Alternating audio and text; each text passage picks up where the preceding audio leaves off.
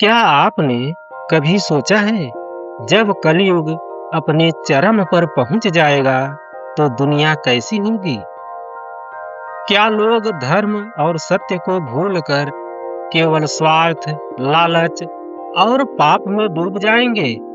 शास्त्रों में साफ साफ लिखा है कि कलयुग का अंत होगा और उसका दृश्य इतना भयावह होगा कि कल्पना मात्र से ही मन कांप उठता है।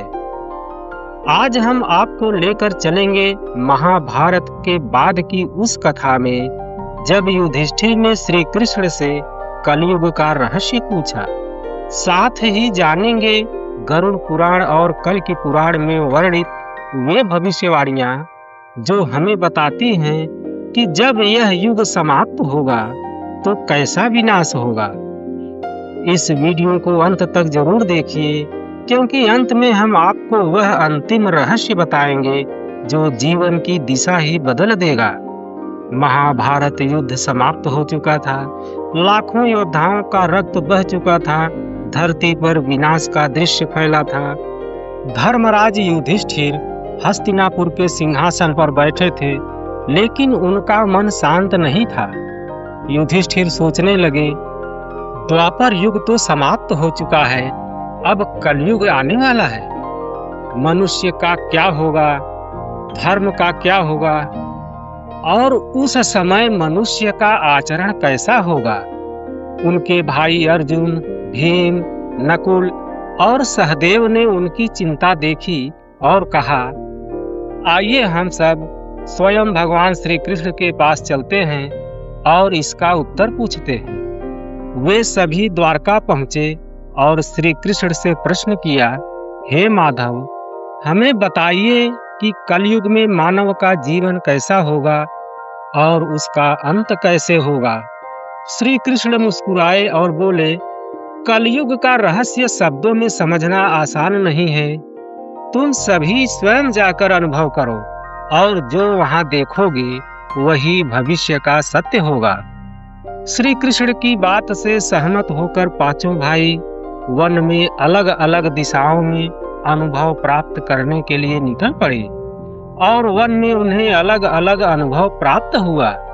इसके बाद श्री कृष्ण के पास लौटे। श्री कृष्ण ने उनसे अपना अपना अनुभव बताने के लिए कहा। युधिष्ठिर ने कहा, मैंने देखा एक विशाल काय हाथी जिसकी 2 सूंड थी। वह हाथी दोनों सूंडों से पेड़ों को उखाड़कर नष्ट कर रहा था। श्री कृष्ण ने समझाया, कलयुग में शासक दोहरा व्यवहार करेंगे, जनता के सामने धर्म और न्याय का दिखावा करेंगे, लेकिन भीतर से भ्रष्टाचार और उनका शोषण करेंगे। अर्जुन ने बताया, मैंने एक विशाल पक्षी देखा जिसके पंखों पर वेद लिखे थे, लेकिन वह पक्षी मृत जीवों का मांस खा रहा था। श्री कृष्ण बोले, कलयुग में विद्वान और पंडित धर्म ग्रंथ तो पढ़ेंगे, परंतु ज्ञान का प्रयोग लोभ और स्वार्थ में करेंगे। धर्म केवल कमाई का साधन बन जाएगा। भीम ने कहा, मैंने देखा एक गाय अपने बछड़े को इतना चाट रही थी कि वह लहूलुहान हो गया। श्री कृष्ण बोले, कलयुग में माता पिता का अति स्नेह बच्चों को निर्बल बना देगा। वे आत्मनिर्भर नहीं बन पाएंगे और समाज दुर्बल हो जाएगा। सहदेव ने बताया, मैंने 7 कुएं देखे, उनमें से 6 कुएं पानी से भरे थे, लेकिन बीच का सबसे गहरा कुआं सूखा था। श्री कृष्ण बोले, कलयुग में लोग अपने अपने घर भर लेंगे, लेकिन दूसरों की भूख प्यास की परवाह नहीं करेंगे। करुणा और दया का अभाव होगा। नकुल ने कहा, मैंने देखा एक विशाल शिला लुढ़कते हुए आ रहा था और वृक्षों को गिरा रही थी, लेकिन जैसे ही वह एक छोटे पौधे के पास पहुंची, रुक गई। श्री कृष्ण ने समझाया, धन और सत्ता किसी को बचा नहीं पाएगी, केवल ईश्वर की भक्ति और सत्य ही मनुष्य की रक्षा करेंगे। अब हम आते हैं उस हिस्से पर जहां गरुड़ पुराण कलयुग के अंत के संकेत बताता है। कलयुग के अंत के समय मानव जीवन केवल 20 वर्ष तक सीमित हो जाएगा। 12 वर्ष में ही लोग वृद्ध दिखेंगे, संतान रोगी और दुर्बल होगी, नैतिकता का पतन हो जाएगा, पतिव्रता स्त्रियां लगभग लुप्त सी हो जाएंगी, विवाह और धर्म के संस्कार नष्ट हो जाएंगे और लोग केवल भोग विलास में डूबे रहेंगे।